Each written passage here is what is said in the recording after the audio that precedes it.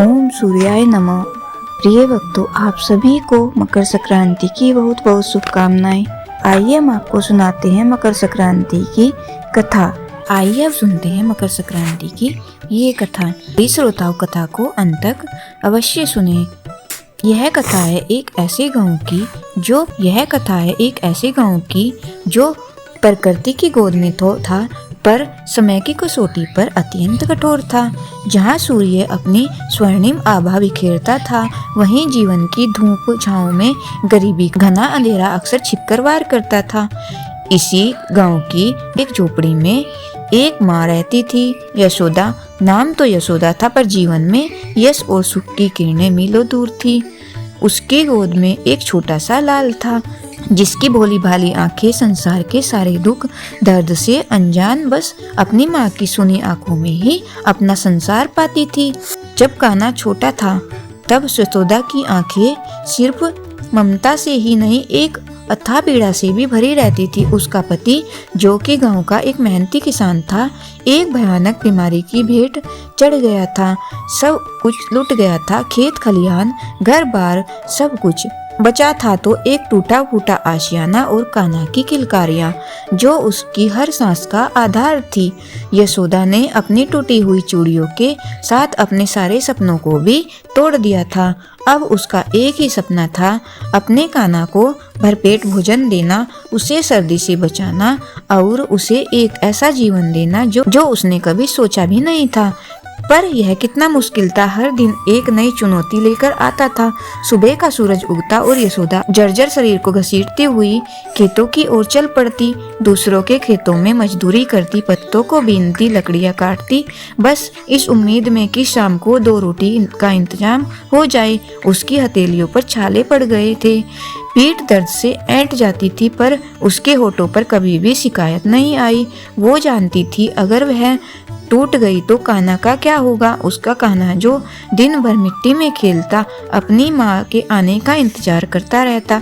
जब वो शाम को लौटती तो कान्हा दौड़कर उसके पास आता, उसकी थकी हुई कमर से लिपट जाता और यशोदा अपनी सारी थकान भूल जाती।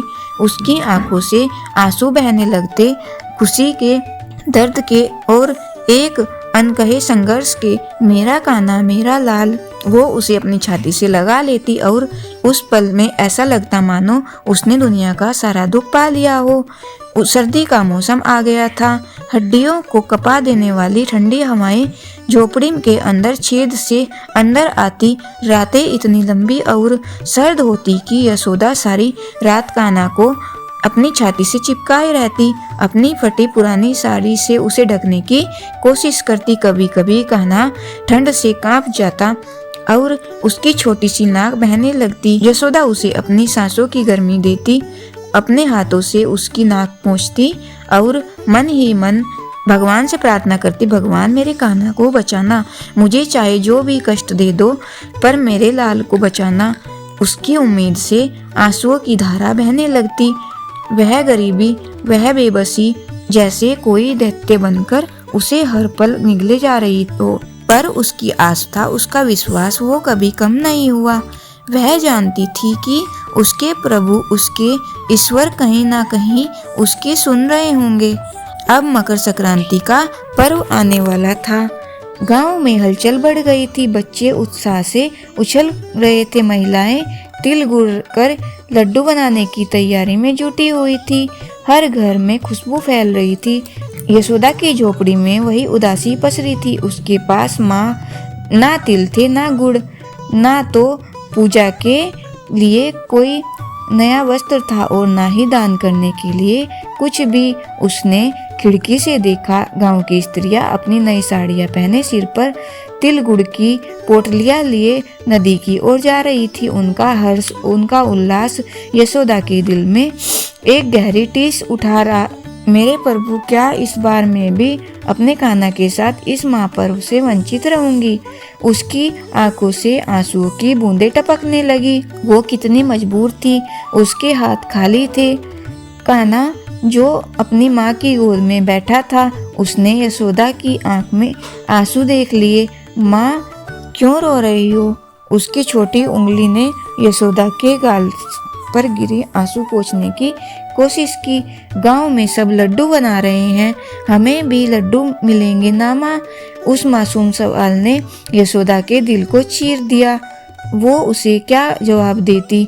वो उसे कैसे समझाती कि उनके पास कुछ भी नहीं है? हाँ बेटा मिलेंगे, यशोदा ने एक फीकी मुस्कान के साथ कहा, पर उसके भीतर जैसे तूफान उठ रहा था।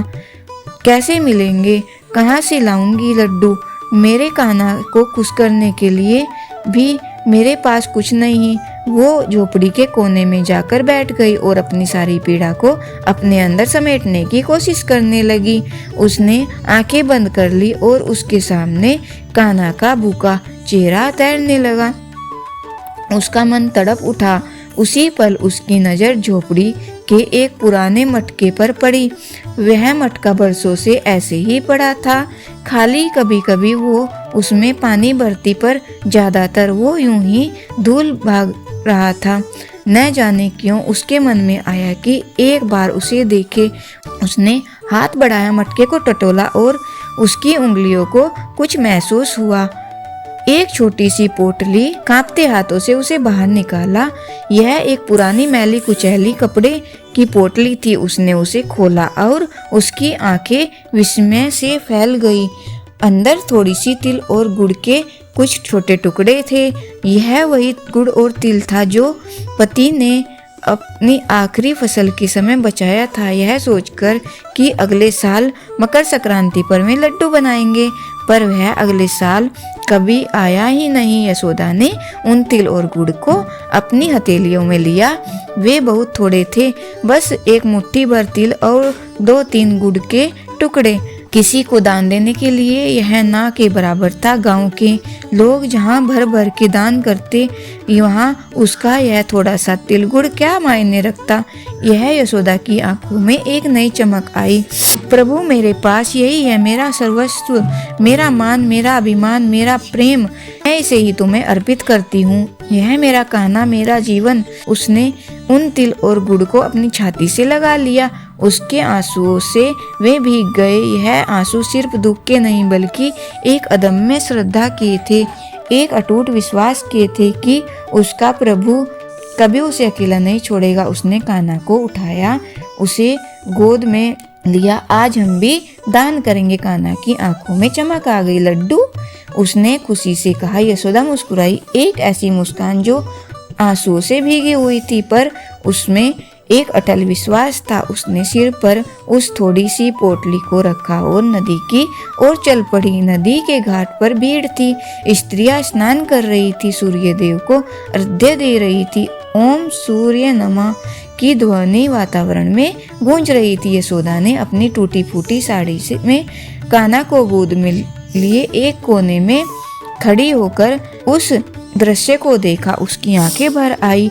उसके पास ना तो स्नान के लिए कोई साफ वस्त्र, ना ही पूजा की कोई सामग्री, पर उसका हृदय वो श्रद्धा से परिपूर्ण था। उसने धीरे से नदी में उतरने की कोशिश की।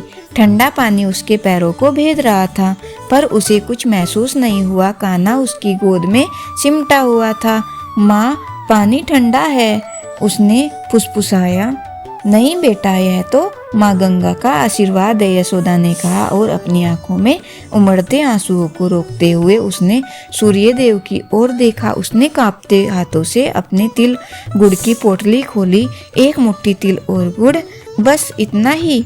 उसने आंखें बंद कर ली और उसका हृदय बोल उठा, हे सूर्य देव, हे जगत के पालक, मेरे पास कुछ नहीं है, पर जो कुछ है वह सब आपका है। यह मेरे हृदय की श्रद्धा है। मेरी इस तुच्छ भेंट को स्वीकार करें। मेरे कान्हा को सद्बुद्धि दें, उसे शक्ति दें और मुझे इतनी सामर्थ्य दें कि उसे एक अच्छा जीवन दे सकूं। मैं किसी धन की लालची नहीं प्रभु, बस मेरे बच्चे को सुख और सम्मान मिले। उसकी आवाज़ कांप रही थी, उसके होठ फरफरा रहे थे, आंखों से झरझर आंसू बह रहे थे और उन आंसुओं के साथ उसने एक मुट्ठी भर तिल और गुड़ नदी में पवित्र जल में प्रवाहित कर दिया। धूप के देव, यह तेरा ही है, इसे अपनाना। यह मेरे सारे भाव, सारी भावनाएं हैं, मेरे अंतर मन की वेदना, मेरे हृदय की पुकार। जैसे ही वे तिल और गुड़ जल में विलीन हुए, यशोदा को लगा मानो उसके हृदय से एक भारी बोझ उतर गया हो। उसे एक अजीब सी शांति मिली। यह शांति ऐसी थी कि जैसे बरसों की प्यासी धरती पर अचानक अमृत की वर्षा हो गई हो। लेकिन यह क्या? जैसे ही उसने जल से बाहर कदम रखा, उसने देखा कि एक वृद्ध साधु उसकी ओर ही आ रहे हैं। साधु का चेहरा तेजोमय था, उनकी आंखों में एक दिव्य चमक थी और उनके माथे पर एक अद्भुत आभा थी। उनके वस्त्र साधारण थे, पर उनकी चाल में एक अलौकिक शक्ति थी। यशोदा ने उन्हें देखा और सहसा उसके मन में श्रद्धा उमड़ आई। है कोई साधारण साधु नहीं, उसने सोचा। साधु उसके पास आए और रुके। उनकी दृष्टि यशोदा के थके हुए चेहरे पर और कान्हा की ओर गई, जो अब भी उसकी गोद में सिमटा हुआ था। बेटी, बेटी, साधु की आवाज में जैसे अमृत घुला हुआ था, क्या तूने अभी अभी सूर्यदेव को अर्घ्य दिया? यशोदा ने सिर झुका लिया। जी महाराज, मेरे पास कुछ भी नहीं था, बस थोड़े से तिल और गुड़ थे। मेरी सामर्थ्य नहीं थी, पर श्रद्धा थी, मैंने वही अर्पित किए। उसकी आवाज में एक अजीब सी विनम्रता थी। और तूने क्या मांगा बेटी? साधु ने पूछा। उनकी आंखों में एक रहस्यमयी मुस्कान थी। यशोदा की आंखें भर आई। क्या मांगती महाराज? मेरे पास मांगने को भी कुछ नहीं था, बस इतना था कि मेरे कान्हा को सुख मिले, उसे सम्मान मिले और मुझे इतनी शक्ति मिले कि मैं उसे पाल सकूं। मेरे अपने लिए तो मैंने कुछ भी नहीं मांगा। साधु ने एक गहरी सांस ली और उनकी आंखों में करुणा और प्रसन्नता दोनों एक साथ उमड़ पड़ी। बेटी, तेरी श्रद्धा, तेरी पवित्रता, तेरे निर्मल हृदय में सूर्यदेव को प्रसन्न कर दिया है। यशोदा ने विस्मित होकर ऊपर देखा। क्या क्या कह रहे हो आप महाराज? साधु ने प्रेम से कान्हा के सिर पर हाथ फेरा और फिर यशोदा की ओर मुड़कर बोले, हाँ बेटी, मैं स्वयं सूर्यदेव हूँ। मैं तुम्हारी इस अदम्य श्रद्धा से अत्यंत प्रसन्न हूँ। तुमने अपनी निर्धनता में भी जो दान दिया, वो किसी राजा महाराजा के स्वर्ण दान से भी बढ़कर है। तुमने अपने लिए कुछ नहीं मांगा, बस अपने पुत्र के लिए सुख और सम्मान मांगा। और यही तो एक माँ का सच्चा प्रेम है। यह स्वार्थ रहित प्रेम ही मुझे सबसे अधिक प्रिय है। यशोदा के पैरों तले जमीन खिसकते वो कांप उठी। सूर्यदेव स्वयं उनके सामने एक साधु के वेश में खड़े थे। उनकी आंखें भर उसके हृदय से एक चीख निकली, हे प्रभु, हे मेरे स्वामी, आपने मेरी पुकार सुन ली। वह जमीन पर गिरकर साधु के चरणों में लिपट गई। उसके आंसू रुकने का नाम नहीं ले रहे थे। यह दुख के आंसू नहीं थे, यह तो कृतज्ञता के, विश्वास के, प्रेम के आंसू थे। साधु ने उसे उठाया। उठो बेटी, अब रो मत। आज से तुम्हारे जीवन में कोई दुख नहीं होगा। मैं तुम्हें वरदान देता हूँ कि तुम्हें घर में सुख, समृद्धि और सम्मान मिले। तुम्हारा कान्हा यह बड़ा होकर एक यशस्वी, ज्ञानी और धर्मात्मा पुरुष बनेगा। यह केवल तुम्हारा नहीं, इस गांव का, इस समाज का नाम रोशन करेगा। तुम्हारी संतानें फले फूलेंगी और तुम्हारी यशोगाथा युगों युगों तक सुनाई जाएंगी। तुम्हारी श्रद्धा ने आज तुम्हारे भाग्य को बदल दिया है। आओ बेटी, अब तुम्हारे कान्हा का जीवन सूर्य की तरह चमकेगा। साधु ने आशीर्वाद दिया और फिर धीरे धीरे उनकी अलौकिक काया अदृश्य होने लगी। यशोदा उन्हें देखती रही। उनकी आंखें खुली रह गई। वो वहीं खड़ी रही, अपनी गोद में कान्हा को लिए हुए, जैसे किसी सपने में हो। सूर्यदेव उसके मुंह से बस यही शब्द निकल रहे थे। उसके पूरे शरीर में एक नई ऊर्जा का संचार हो गया था। उसे लगा जैसे बरसों का बोझ उतर गया हो। एक नई सुबह, एक नई किरण उसके जीवन में फूट पड़ी थी। यशोदा ने कान्हा को और कसकर अपनी छाती से लगा लिया। मेरा लाल, हमारा भाग्य बदल गया बेटा, भगवान ने सुन ली। वो खुशी से पागलों की तरह हंसने लगी और उसकी आंखों से बहते आंसू अब सिर्फ आनंद के थे। अगले कुछ दिन यशोदा को लगा जैसे वो किसी सपने में जी रही हो। उसे बार बार साधु के शब्द याद आते, तुम्हारे घर में सुख समृद्धि और सम्मान का वास होगा। पर कैसे? वह तो आज भी उतनी ही निर्धन थी, पर उसके मन में एक अजब सी शांति थी, एक अटूट विश्वास। एक दिन जब वो दूसरों के खेतों में काम कर रही थी तो उसे एक पुरानी कुदाल मिली। गांव के जमींदार का वो खेत बरसों से परती भरा था, कोई उसमें काम नहीं करता था। यशोदा को लगा क्यों न मैं इसे ही साफ करूं, शायद कुछ बीज बो सकूं। उसने अपनी पूरी शक्ति लगाकर उस जमीन को खोदना शुरू करा। उसकी हथेली में छाले पड़ गए, पर उसके मन में एक उम्मीद जग गई थी कि और यह क्या। जब वो एक बड़े पत्थर को हटाने की कोशिश कर रही थी तो उसकी कुदाल किसी कठोर चीज से टकराई। उसने और जोर से लगाया, मिट्टी हटाई और उसकी आंखें फटी की फटी रह गई। वहाँ एक पुराना जंग लगा लोहे का संदूक था।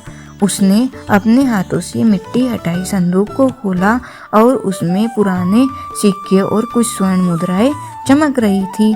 वे बरसों से मिट्टी में दबे पड़े थे, किसी को उनकी खबर नहीं थी। यशोदा ने अपनी आंखें मल ली, यह सपना तो नहीं। उसने उन सिक्कों को उठाया और सूर्यदेव का नाम जपने लगी।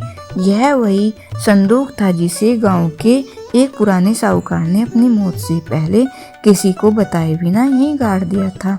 अब तो यशोदा का जीवन सचमुच बदल गया था। उन सिक्कों और स्वर्ण मुद्राओं से उसने सबसे पहले अपने कान्हा के लिए भरपेट भोजन खरीदा, उसके लिए गर्म कपड़े लिए।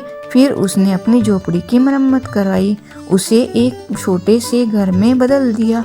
उसने उस जमींदार से वो परती जमीन खरीदी और उसमें खेती शुरू करी। उस जमीन ने जो बरसों से बंजर पड़ी थी, इस बार जैसे सोना उगला।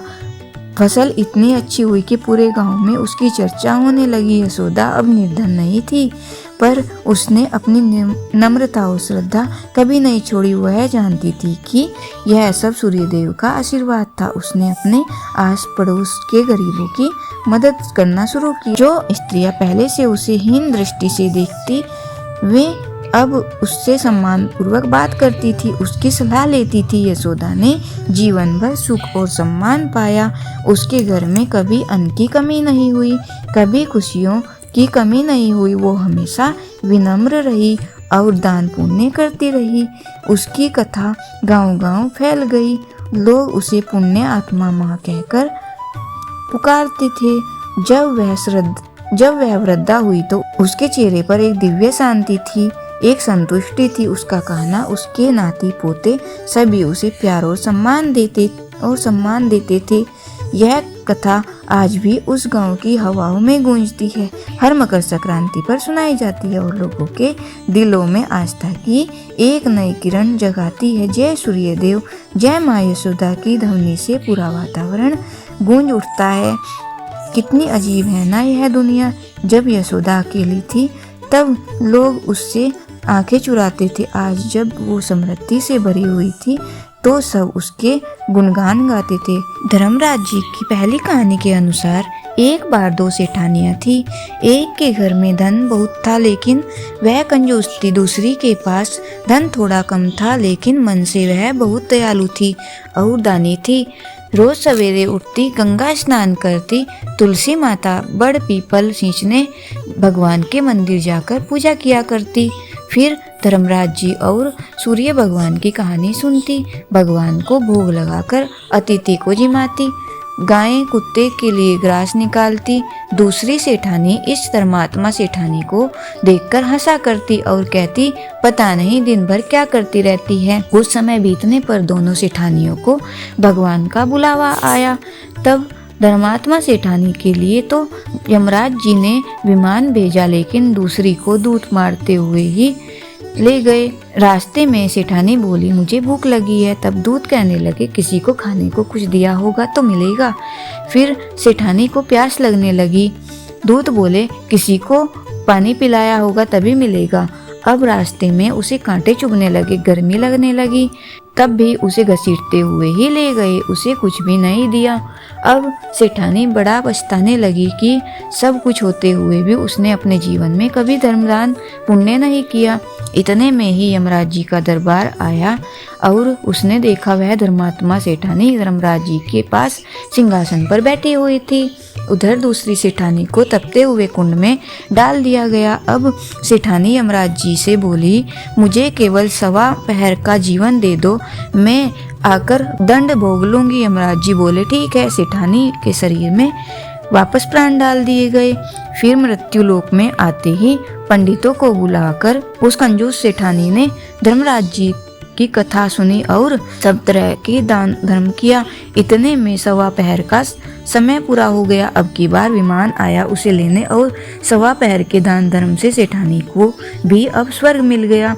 अब सुनिए धर्मराज जी की दूसरी कहानी। एक समय जब पृथ्वी लोक पर रूबरू वाहन नामक एक राजा हुआ करता था। उसके राज्य में किसी भी चीज की कोई कमी नहीं थी। उसी राज्य में एक हरिदास नामक ब्राह्मण भी रहता था, जिसका विवाह गुणवती से हुआ था, जो कि बहुत ही धर्मवती और पतिव्रता स्त्री थी।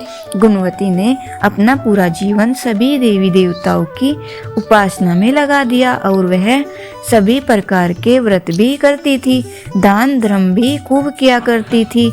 इसके अलावा अतिथि सेवा को भी वह अपना धर्म मानती थी। ऐसे ही भगवान की उपासना करते करते समय बीतने पर वह वृद्ध हो गई। जब उसकी मृत्यु हुई तो धर्मराज जी के दूत उसे अपने साथ धर्मराजपुर ले गए। यमलोक में एक सुंदर सिंहासन पर यमदेव धर्मराज जी विराजमान थे और उनके पास में ही चित्रगुप्त महाराज भी विराजित थे। चित्रगुप्त जब धर्मराज को प्राणियों का लेखा जोखा सुना रहे थे, तभी यमदूत गुणवती को लेकर पहुंच गए। गुणवती यमराज जी को देखकर थोड़ी भयभीत हुई और मुंह नीचे करके खड़ी हो गई। फिर चित्रगुप्त ने गुणवती के कर्मों का ब्यौरा निकाला और उसके बारे में धर्मराज जी को बताया। धर्मराज जी ने गुणवती का पूरा ब्यौरा देखा और वे प्रसन्न हुए, लेकिन फिर भी उनके मुख पर थोड़ी उदासी छाई हुई थी। वह देखकर गुणवती ने पूछा, हे प्रभु, मैंने तो अपने पूरे जीवन में सारे सत्कर्म किए, फिर भी आपके मुख पर उदासी छाई हुई है, इसका क्या कारण है? प्रभु, मुझसे क्या भूल हुई है, कृपा बताइए। धर्मराज जी ने कहा, हे देवी, तुमने सभी देवी देवताओं के व्रत किए हैं, उपासना की है, लेकिन कभी भी तुमने मेरे नाम से कुछ भी पूजा या पाठ या दान नहीं किया। धर्मराज जी की बात सुनते ही गुणवती हाथ जोड़कर क्षमा याचना करने लगी और कहने लगी, हे प्रभु, मुझे आपकी उपासना के बारे में कुछ भी नहीं पता। कृपा करके मुझे ऐसा उपाय बताइए कि सभी मनुष्य आपकी कृपा से पात्र बन सके। मैं आपके मुख से आपकी भक्ति का मार्ग सुनना चाहती हूँ और मेरी कामना है कि एक बार मैं मृत्यु लोक पर वापस जाकर आपकी भक्ति करूं और सभी लोगों को इस विषय में भी बताऊं। तब धर्मराज जी ने बताया कि जिस दिन सूर्य देव उत्तरायण में प्रवेश करते हैं, यानी मकर संक्रांति का दिन होता है, उस दिन मेरी पूजा शुरू करनी चाहिए और उस दिन से लेकर पूरे 1 वर्ष तक मेरी पूजा करते हुए यह कथा सुननी चाहिए। साथ ही मेरी पूजा करने वाले व्यक्ति को धर्म के इन 10 नियमों का पालन भी अवश्य करना चाहिए। पहला, धीरज यानी संतुष्ट रहना। दूसरा, अपने मन को वश में रखना और सभी को क्षमा करना। तीसरा, किसी प्रकार का दुष्कर्म नहीं करना। चौथा, मानसिक और शारीरिक शुद्धि का ध्यान रखना। पांचवा, अपनी इंद्रियों को वश में रखना। छठा, बुरे विचारों को अपने मन में भी ना लाना। सातवां, पूजा पाठ और दान पुण्य करना। आठवां, व्रत करना और व्रती कहानी भी सुनना। नौवां, सच बोलना और सभी से अच्छा और सच्चा व्यवहार रखना। 10वां, क्रोध ना करना। धर्म के इन सभी लक्षणों का पालन करते हुए 1 वर्ष तक मेरी कथा नित्य नियम से सुने। दान पुण्य और परोपकार के काम करें और अगली मकर संक्रांति पर इस व्रत का उद्यापन करें। इसके बाद मेरी एक मूर्ति बनाकर विधि विधान से प्राण प्रतिष्ठा करवाकर हवन पूजा करें और साथ ही चित्रगुप्त की भी पूजा करें और काले तिल के लड्डू का भोग लगाएं। इसके बाद ब्राह्मण भोज कराएं और बांस की टोकरी में 5 सेर अनाज का दान करें। साथ ही किसी जरूरतमंद को गद्दा, तकिया, कंबल, चप्पल, लोटा, वस्त्र आदि का भी दान करें। संभव हो सके तो गोदान करें।